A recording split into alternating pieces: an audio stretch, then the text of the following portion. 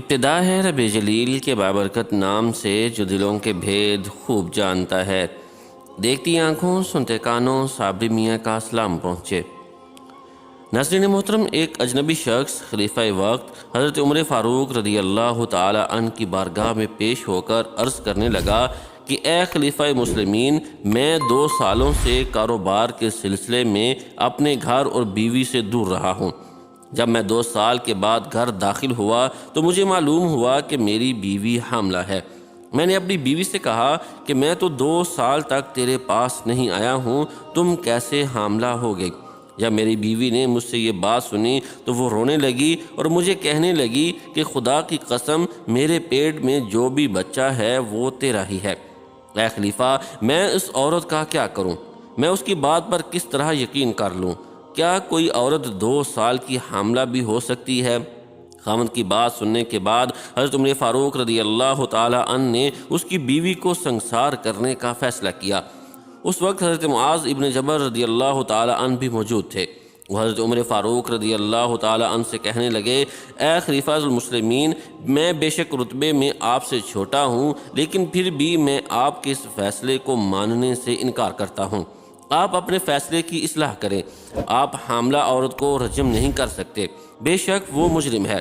رسول اللہ صلی اللہ علیہ وآلہ وسلم کی حیات مبارکہ میں بھی ایسے واقعے پیش آتے تھے، لیکن حضور کریم صلی اللہ علیہ وآلہ وسلم حاملہ عورت کو رجم نہیں کیا کرتے تھے۔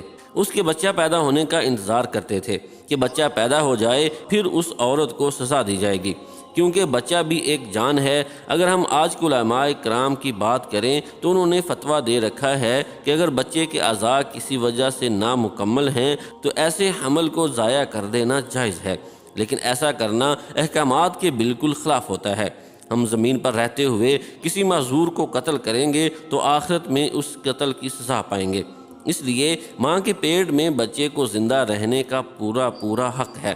اگر ہم اس کو ضائع کریں گے تو اس کا گناہ اتنا ہی ہے جتنا کہ ایک جان کا قتل کرنے کا ہوتا ہے۔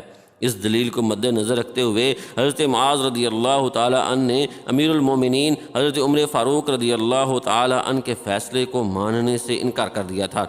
حضرت معاذ رضی اللہ تعالی عنہ کے کہنے پر خاتون کو بچہ پیدا ہونے سے پہلے رجم کرنے سے روک دیا گیا۔ روایات میں ہے کہ جب اس بچے نے جنم لیا تو اس بچے کے دانت نکل چکے تھے۔ وہ بچہ دیکھنے میں کافی بڑا لگ رہا تھا۔ جب باپ کی نظر بچے پر پڑی تو باپ سے رہا نہ گیا، زور سے چیخنے لگا کہ یہ میرا ہی بچہ ہے، یہ تو میرا ہی خون ہے۔ جب اس بات کے بارے میں خلیفہ المسلمین حضرت عمر فاروق رضی اللہ تعالی عنہ کو پتہ چلا تو ان کی زبان سے یہ الفاظ نکلے، ماؤں نے حضرت معاذ ابن جبل رضی اللہ تعالی عنہ جیسے بچے پیدا کرنے چھوڑ دیے ہیں۔ اگر معاذ ابن جبل رضی اللہ تعالی عنہ میرے فیصلہ کی اصلاح نہ کی ہوتی تو ماں کا رجم کر کے عمر ہلاک ہو چکا ہوتا۔ ایک دفعہ حضرت عمر رضی اللہ تعالی عنہ کی خدمت میں ایک شخص نے عرض کیا، میری شادی کو آج 6واں مہینہ ہے، لیکن اسی مہینے میری عورت کے ہاں بچہ پیدا ہو گیا ہے، اس بارے میں کیا حکم ہے؟ فرمایا، عورت کو سنسار کر دو۔ حضرت علی کرم اللہ وجہہ بھی اس مجلس میں موجود تھے۔ کہا، یہ فیصلہ ٹھیک نہیں ہے۔ اللہ تعالیٰ فرماتا ہے، بچے کا حمل اور اس کے دودھ پینے کا زمانہ 30 مہینوں ہوتا ہے۔ ممکن ہے 2 سال دودھ پینے کا زمانہ ہو اور 6 مہینے حمل کا۔ امیر المومنین حضرت عمر فاروق رضی اللہ تعالی عنہ نے یہ سن کر اپنا حکم واپس لیا اور فرمایا، اگر علی یہاں موجود نہ ہوتے تو عمر ہلاک ہو چکا ہوتا۔